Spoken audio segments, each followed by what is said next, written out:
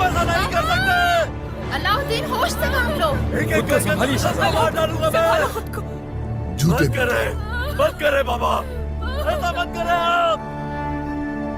रुक जाए बाबा, मत करे ऐसा, मत जाए बाबा। शहजादे रुक जाइए, रुक जाए शहजादे। ने अपना काम करने दो। नहीं बाबा, आप ऐसा नहीं करे, ऐसा मत करे।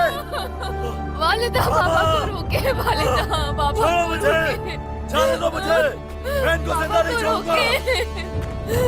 अलाउद्दीन, आप ऐसा मत करे, अलाउद्दीन, मत करे। रुक जाओ, होश में आओ। मेरे बाबा, मेरे बाबा को मत लेकर जाओ। मेरे बाबा को मत लेकर जाओ। बाबा, मेरे बाबा, बाबा।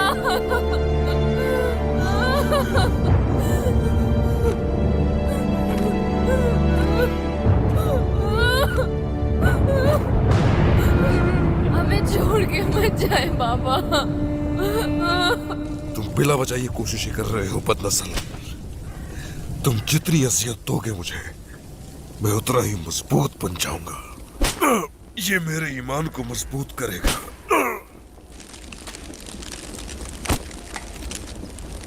अपनी जिंदगी में तुर्कों से ये बातें बहुत सुनी है मैंने, लेकिन साबित कदम कोई नहीं रहा। ये वो फौलाद है जिसके जरिए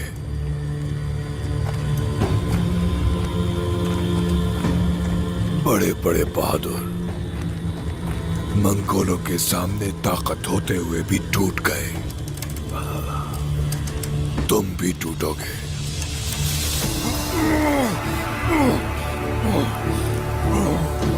तुम्हारे हाथों में जो रस्सियां हैं, इन रस्सियों से बहादुरों को फांसी दी जाती है। और ये गरम फौलाद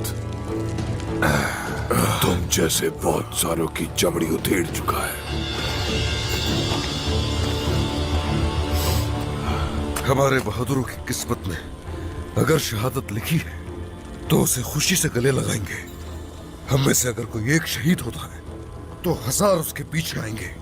अगर एक गिरेगा तो उसके बदले 1000 उठेंगे। लेकिन तुम्हारी ये बुराई इससे पहले कि इस जमीन में अपनी जड़ों को फैला दे, तुम्हारा सर तन से जुदा कर दिया जाएगा। ओरान उस्मान इस वक्त उलुगान के रहमो करम पे है और वो मजबूत जंजीरें नहीं तोड़ सकता। तुम हमें जंजीरों में जकड़ने के बावजूद फतह हासिल नहीं कर पाओगे बदनस्ल। हमारी कौम बहादुरों से भरी पड़ी है जो तुम्हें नेज तो नाबूद कर देंगे। मत मनाओ ये फतह का जश्न।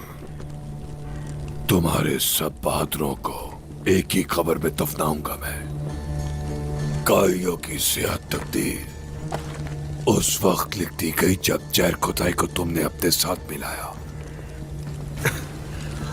तुम्हारे तड़पने की वजह अब मुझे समझ आई कि जेर कुताई तुम्हारी तरफ नहीं बल्कि हक की तरफ आ गया। इसीलिए तुम्हारा दिल जल रहा है।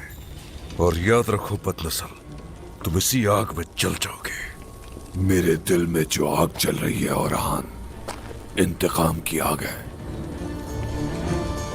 वो गद्दार मेरे घोड़े की टापों के नीचे बेदर्दी से रोंदा जाएगा और मंगोलों का इंतकाम पूरी दुनिया देखेगी।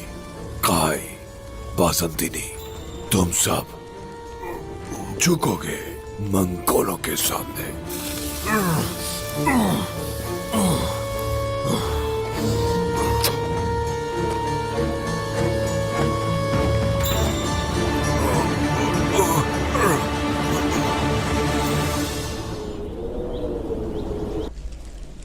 ओइना की तुम्हारे लिए क्या अहमियत है मैं अच्छी तरह से जानता हूं, लेकिन तुम कुछ ज्यादा ही अहमियत नहीं दे रही उसे।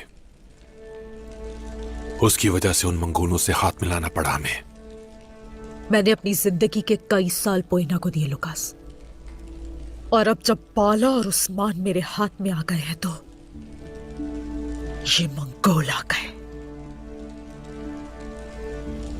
सारे मंसूबे बर्बाद कर दिए। उलुगान से इसलिए गुस्सा हुई कि उसने तुम्हारे मंसूबे खराब कर दिए, या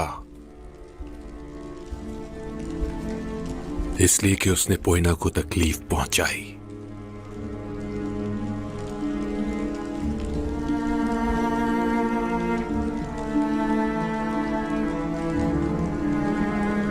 तुम कहना क्या चाह रहे हो लुकास?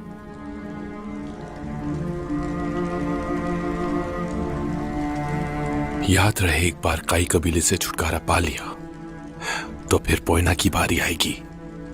जानती हो ना तुम ये, रोई जमीन पर हम एक काई को भी जिंदा नहीं रहने देंगे, चाहे वो पोइना ही क्यों ना हो।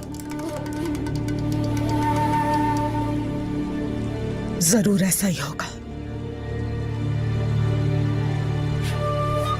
फिक्र मत करो इसकी।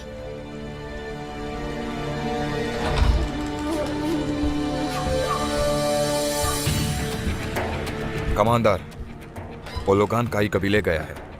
उस्मान ने उसे तरियाक लेकर खुद को उसके हवाले कर दिया है। बहुत खूब, ये तो बहुत शानदार खबर है रस्तू। फौरन सिपाहियों को इकट्ठा करो और तैयार हो जाओ। उस्मान की हार के फौरन बाद हम सरहदी इलाकों से शुरू करेंगे। एक एक करके अपने सारे किले वापस ले लेंगे। लुकास, तुमने ओलोगान की बात सुनी? उस्मान की जमीनों पर हमला करना और ओलोगान को दुश्मन बनाना अक्लमंदी नहीं, बल्कि बेवकूफी है। उस्मान के गिरने के बाद किसी चीज की कोई अहमियत नहीं होगी, लेकिन दोस्त होने का दिखावा कर सकते हैं। लेकिन अपनी अमलाक उसके हवाले नहीं करूंगा मैं, सोफिया।